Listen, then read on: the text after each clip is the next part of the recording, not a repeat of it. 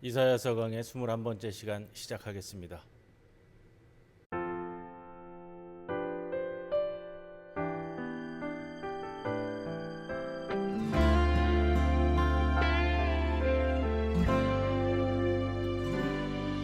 여호와는 너에게 복을 주시기를 원하며 너를 지키시기를 원하시며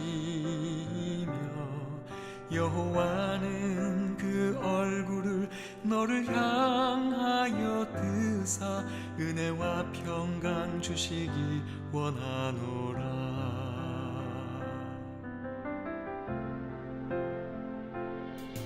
여호와는 너에게 복을 주시기를 원하며 너를 지키시기를 원하시며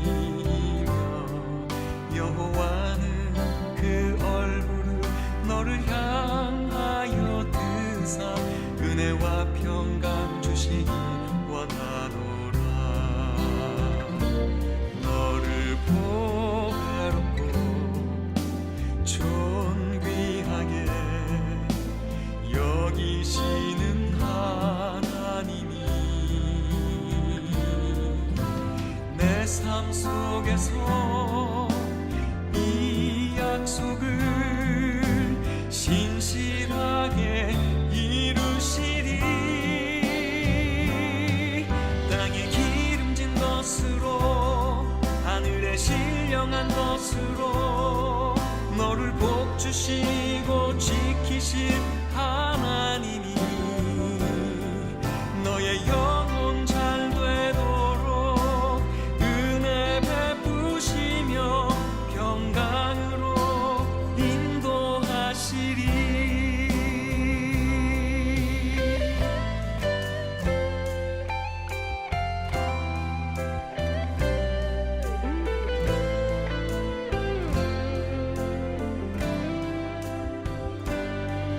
여호와는 너에게 복을 주시기를 원하며 너를 지키시기를 원하시며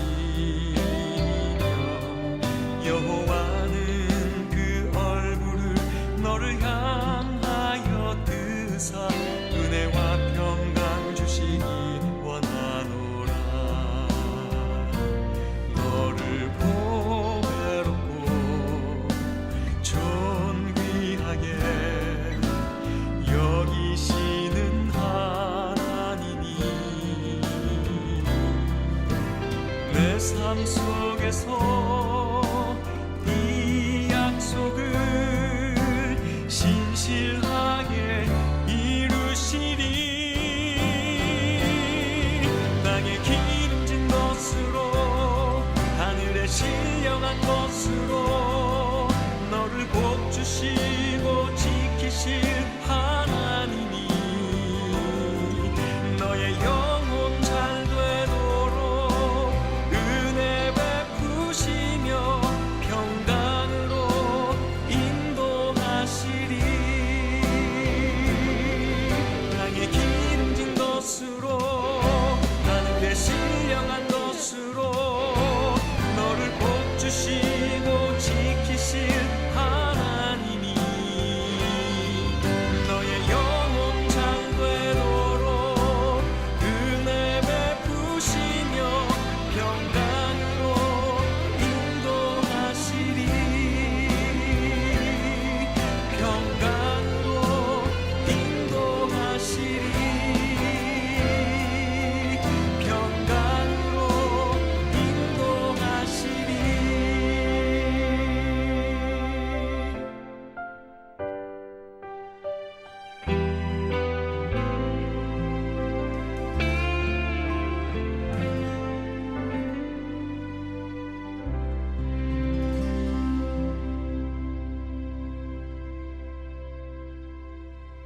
기도드립니다. 주님, 어둠에 묻혀있는 우리들에게 등불이 되어 주옵소서. 우리 영혼을 어루만지시고 우리 안에 불을 붙이시어 그것으로 하여금 밝게 피어올라 우리 인생을 비추게 하옵소서. 우리 몸을 성전으로 삼으시고 영원한 불꽃이 우리의 심장 재단에서 타오르게 하옵소서. 그래서 세상에 빗대어 복음의 밝은 아름다움을 온누리에 증명하게 하옵소서. 생명의 젖줄, 소망의 구원에도 낙오되지 않고 실족되지 않는 곧은 길, 오직 한 길을 걸음걸음 가게 하여 주옵소서. 부끄럽지 않고 실족되지 않는, 죽지 않는 영원한 삶을 살게 하옵소서. 단 한 번뿐 인생, 단 하루뿐인 오늘 하루 허락하신 은총만큼 빛으로 이끌어 주옵소서. 예수님의 이름으로 기도드리옵나이다. 아멘. 501장 찬송 드립니다.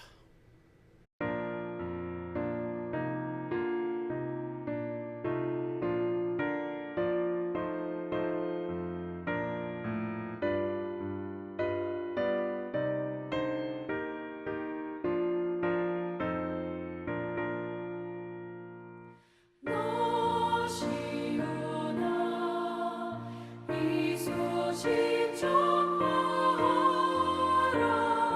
영원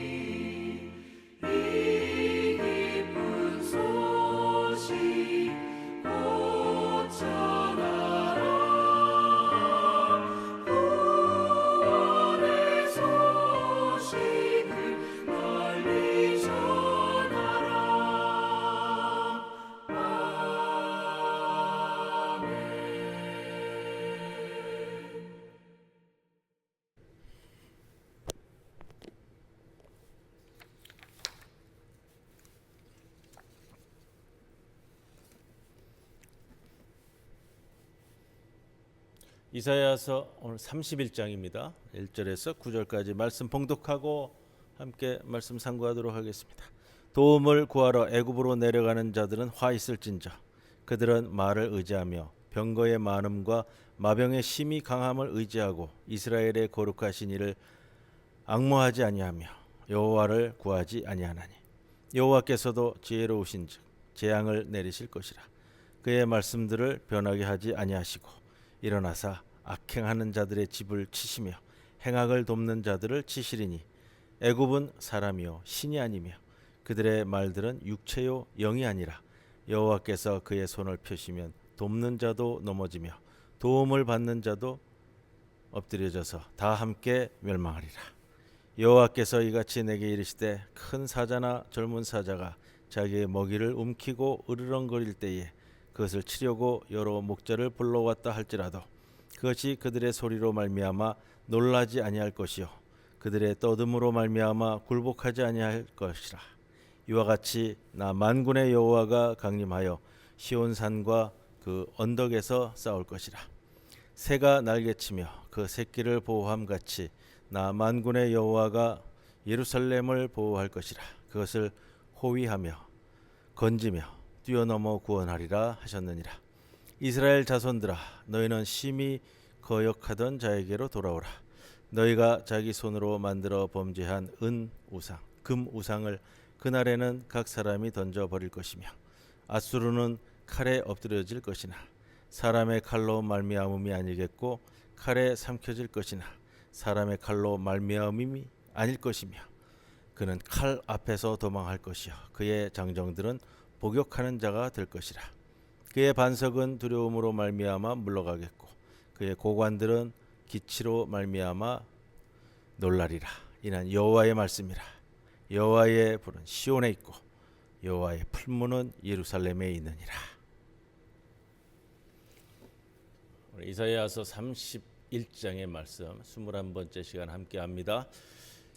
지난주에 이어서 애굽의 도움을 청하러 가는 이스라엘에 대한 이사야 선지자의 선포의 말씀인데, 여러분 예루살렘 성에는 유다의 정치 군사적 기득권 세력들이 진을 치고 있습니다. 그들이 군사 작전을 지휘하고 왕에게 온갖 조언을 하는 사람들입니다. 당시 유다 왕국은 아시리아 제국의 압박에 굉장히 곤란한 상황이고 아시리아는 이미 예루살렘 주변의 성읍들 또 촌락들을 점령하고요. 이 예루살렘만을 남겨둔 채 고립시키는 작전을 펴왔습니다. 이에 따라서 유다 왕 히스기야의 체면은 바닥에 떨어졌고요. 이때 그의 곁에서 온갖 전략과 정책을 세워나가던 관료들은 지금 그들에게 펼쳐져 있는 이 큰 그림의 뒤에 있는 더 큰 이면의 그림을 보지 못하는 거예요. 사실 예언자는 이면에 있는 큰 그림을 누누이 선포해 왔습니다. 이런 거잖아요. 아시리아 가나안 지역 진출은 이미 하나님의 섭리 아래에 진행되는 일이다. 그렇기 때문에 너희들은 아시리아에 순순히 복종해라. 이렇게 권면해 왔습니다. 근데 이게 참 들을 때 위험해 보이는 권면이잖아요. 왕궁의 이 세력들이 볼 때 또 왕이 볼 때도 그렇고요. 이 나라를 지키고 보호해야 되는데 아시리아 제국은 외부에서 침략을 해오는 거고 어떻게 보면 이제 이사야 선지자가 친 아시리아 사람처럼 이렇게 되는 거고요. 이스라엘이라는 유다라는 국가적 차원에서 본다면 이사야가 이렇게 선포하고 다니는 것. 너희들은 이사야에 항복해라, 이사야에 복종해라, 이사야의 말을 들어. 아시리아의 말에 복종해야 된다. 아시리아에 따라야 된다. 이 꼭 반역 같죠. 반역. 이적 행위 같죠. 예전에 일제 강점기에 일제의 말을 잘 들어야 우리나라가 부강해진다라고 외치는 친일 분자들처럼요. 그러나 이사야는 그런 비난과 매도에 상관없이 신실하게 하나님의 계획만을 선포하는, 이사야가 그려내서 보여주는 큰 그림은 하나님께서 아시리아를 심판의 도구로 사용하셔서 하나님을 떠나 불의를 행하고 있는 이 유다를 징벌하신다는 것. 그 맥락이거든요. 근데 예루살렘 지배 세력들은 이거를 인정할 수가 없는 거예요. 그래서 예언자 이사야에게 귀를 기울이지 않습니다. 그저 인간적 탈출 방법을 찾는 거예요. 그래서 찾아낸 것이 뭐냐면 외교적 수원을 통해서 애굽에 군사적 도움을 요청하는 것. 누누이 이사야 선지자가 얘기하는 하나님의 계획이나 하나님의 섭리나 하나님의 뜻이나 하나님의 경륜이나 이런 거에는 관심이 없고요. 하나님이 하시는 종교적인 일이고 정치적인 일, 경제적인 일, 군사적인 영역과는 결코 관계가 없다 이렇게 생각하는 사람들이기 때문에 하나님의 일이나 계획은 우리의 일상생활에 관련이 없고 오로지 종교적이고 신앙적인 일들에만 관심을 가져라. 그러나 그게 아니죠. 우리 일상생활과 모든 정치적인 면들은 신앙적인 것과 하나님과 모두 다 연결되는 거예요. 또 혹자들은 정치는 정치인에게, 경제 문제는 경제인에게, 법 문제는 법조인에게 물어야 되고 오로지 신앙의 문제만 제사장에게 물어야 한다. 이렇게 생각할 수 있어요. 물론 각 분야의 전문가들의 도움이 필요합니다. 그러나 인간사의 모든 문제에 대한 최종적 대답과 지혜를 갖고 계신 분이 하나님이시라면 우리 삶의 모든 영역에서 하나님의 계획과 섭리를 추구하는 것이 그리스도인 된 기본 마땅한 태도일 겁니다. 이러한 국난의 현실 앞에서 예루살렘 지배 세력들이 궁극적으로 모든 일을 섭리하고 이끌어 가시는 분이 하나님이시라고 믿었다면 마땅히 하나님의 뜻을 따라가야 되지 않았겠는가? 그렇지 않다는 거죠. 이 쉽지 않은 거예요. 말 그대로 뭐 그냥 모든 걸 하나님께 맡기고 가야지. 이게 말은 쉬운데. 자, 우리도 마찬가지입니다. 물론 보이지 않는 하나님과 그의 계획을 따르려면 늘 갖는 게 뭐냐면 불확실성에 의해서 긴장감을 갖는 거예요. 정말로 될까? 그러나 그런 긴장이 소위 말하는 이 창조적인 긴장이에요. 창조적인 긴장. 그리고 이 불확실성을 이런 표현을 쓰더라고요. 거룩한 불확실성. 정말로 확실한 감이 없는 거예요. 하나님께서 우리를 도와주신다는데 불안하고 긴장되고 불확실하잖아요. 뭐가 보이는 게 없으니까. 그러나 믿음이라는 것은 이처럼 창조적인 긴장과 거룩한 불확실성 속에서 미래에 대한 소망을 갖고 열어가는 결단. 달리 말씀드리면 길이 없는 곳에 오늘도 길을 만들어가며 걷는 행위. 어디로 가야 될지 정확하게 일러주지도 않았지만 하나님의 약속에 온 인생을 걸고 떠났던 아브라함의 여정처럼 이루어지는 것입니다. 믿음은 그래서 하나님께 소망을 두고 하나님의 개입을 기다리는 것. 이사야 선지자가 강조하는 것이 바로 이런 문제였습니다. 위기에 처했을 때 도움을 구하려면 이스라엘의 거룩하신 분 야훼 하나님께 찾아가서 그분께 사정을 아뢰고 그분의 뜻을 물어야 되지 않느냐. 그런데 예루살렘의 지도자들은 오히려 하나님의 뜻을 전하는 이사야를 조롱하고 빈정거리고 비아냥거리고. 그래서 이사야는 외교적 도움을 청하러 애굽으로 내려가는 자들을 향하여 이렇게 선언합니다. 1절 말씀인데 제가 한번 다시 봉독합니다. 도움을 구하러 애굽으로 내려가는 자들은 화 있을진저 그들은 말을 의지하며 병거의 많음과 마병의 심히 강함을 의지하고 이스라엘의 거룩하신 이를 앙모하지 아니하며 여호와를 구하지 아니하나니. 31장 1절도 우리가 지난 시간에 나눴던 말씀처럼 화 있을진저 화로다라는 말이 원문상에서는 맨 앞에 있는 거예요. 1절에.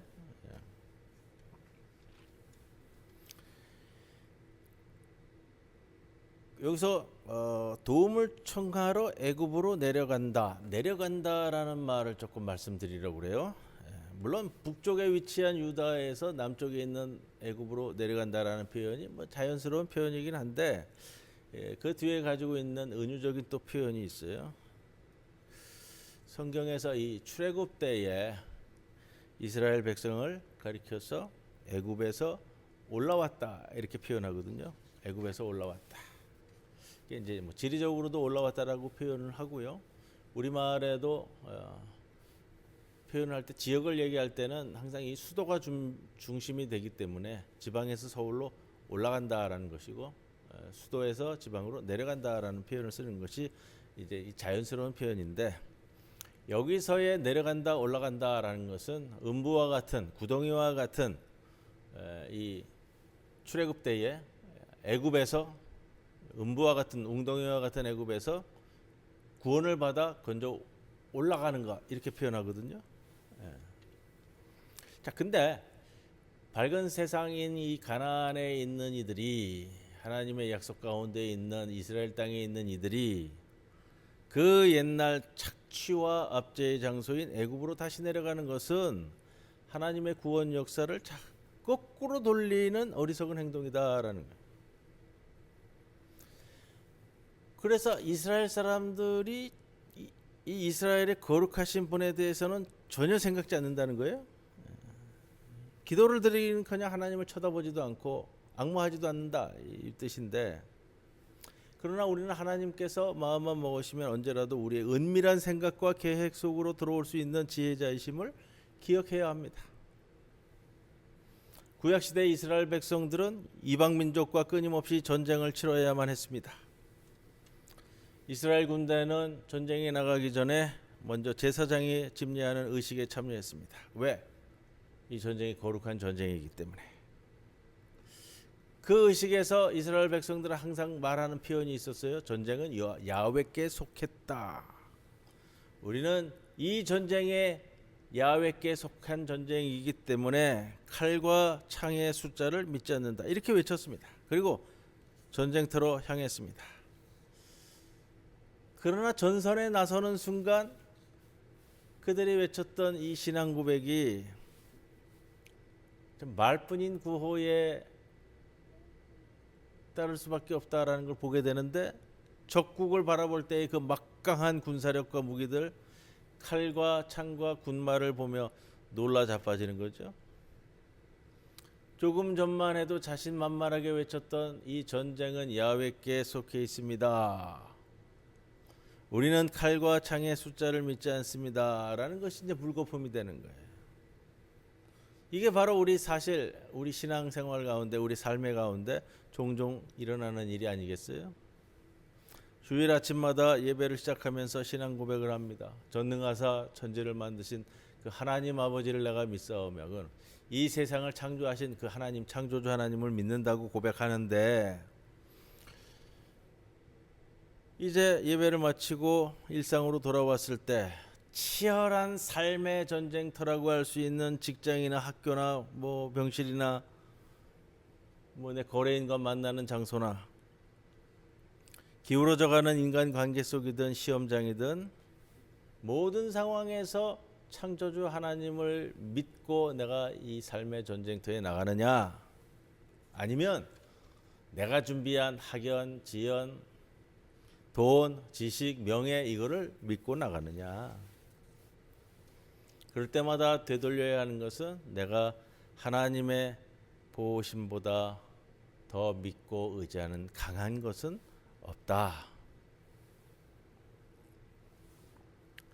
유다는 애굽으로, 아시리아로, 바벨론으로, 그리스로, 로마로 온갖 외교적인 통로를 통해서 도움을 구하러 다녔을 겁니다. 근데 그 세력들과 연줄은 썩은 동아줄이다. 그것에 매달리다가 추락하면 그냥 죽는 거다, 끝나는 거다. 예루살렘을 구원하실 분은 오직 만군의 야훼 하나님이십니다. 이사야는 하나님을 비유적으로 4절에 표현하는데 강력한 사자에 비유해요. 먹잇감을 물고 자신의 위용을 천하에 과시하기 위해 으르렁대는 사자의 모습으로요. 4절 말씀인데 여기서 하나님의 먹잇감은 이 예루살렘이에요. 근데 표면적으로 볼 때 예루살렘을 잡아먹는 주체는 아시리아지만 실제로 그걸 통해서 예루살렘을 내리치시는 분은 하나님이시기 때문에 하나님의 먹잇감이 된 예루살렘을 이제 구원하려고 애굽인들이 몰려와 소리를 지르며 위협해도 하나님은 까딱하지 아니하신다. 오히려 하나님은 그 시온산과 언덕에서 예루살렘에 도움을 주려는 모든 세력과 전쟁을 벌이실 겁니다. 그래서 4절 표현에 이렇게 나오잖아요.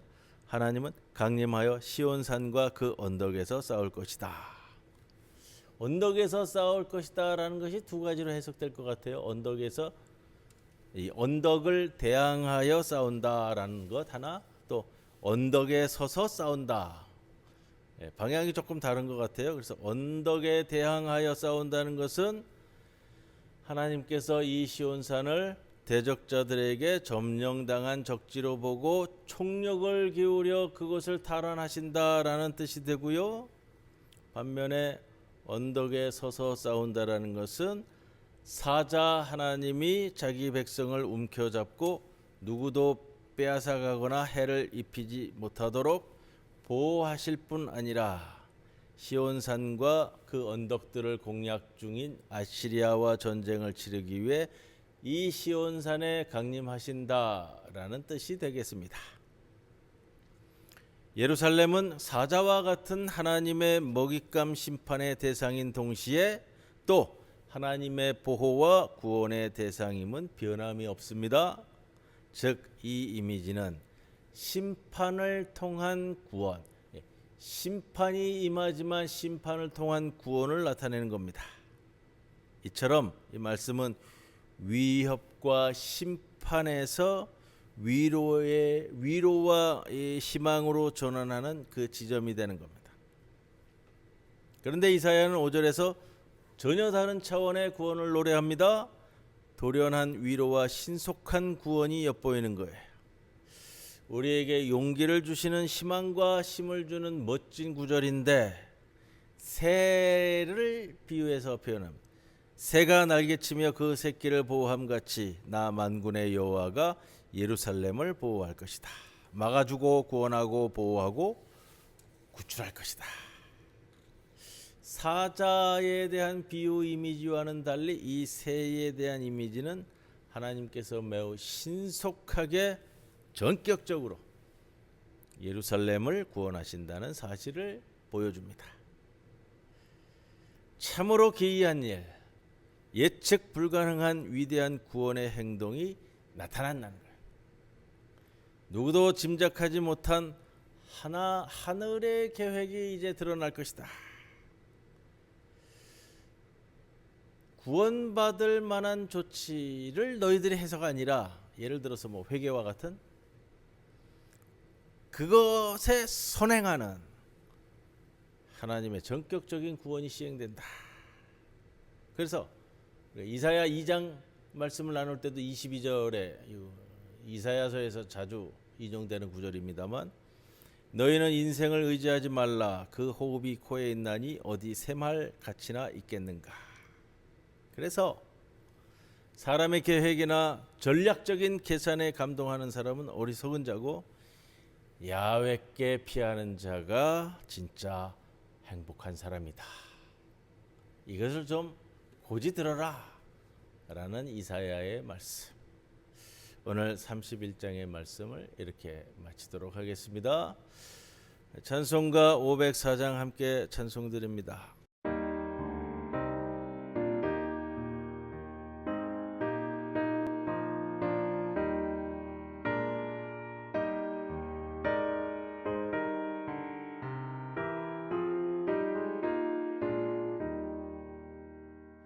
주님의 명령 전할 사자여 구원의 소식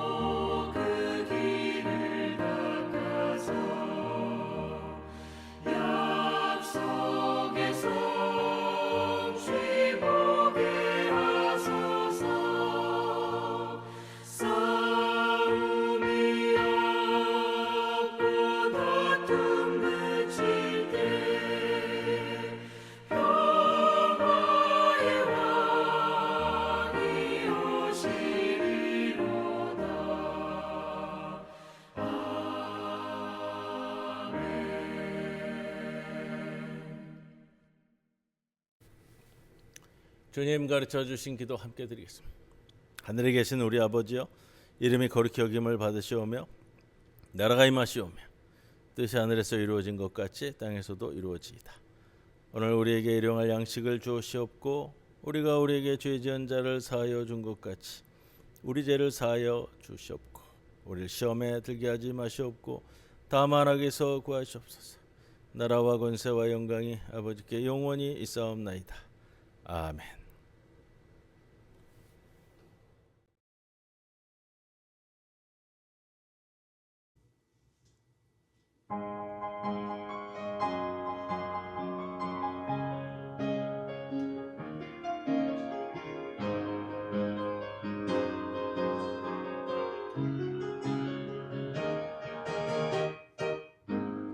하나님은 우리의 빛나죠. 하나님은 우리의 힘. 한날 중에 한날 도움이시라.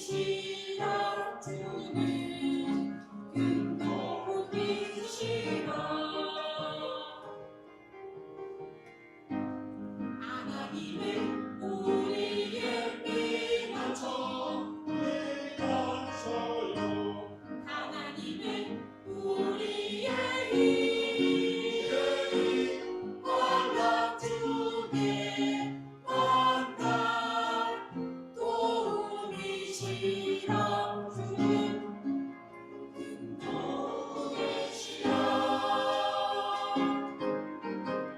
땅이 변하든지 흘러 바다에 빠지는지 바닷물이 솟아나고 빗물든지 그것이 넘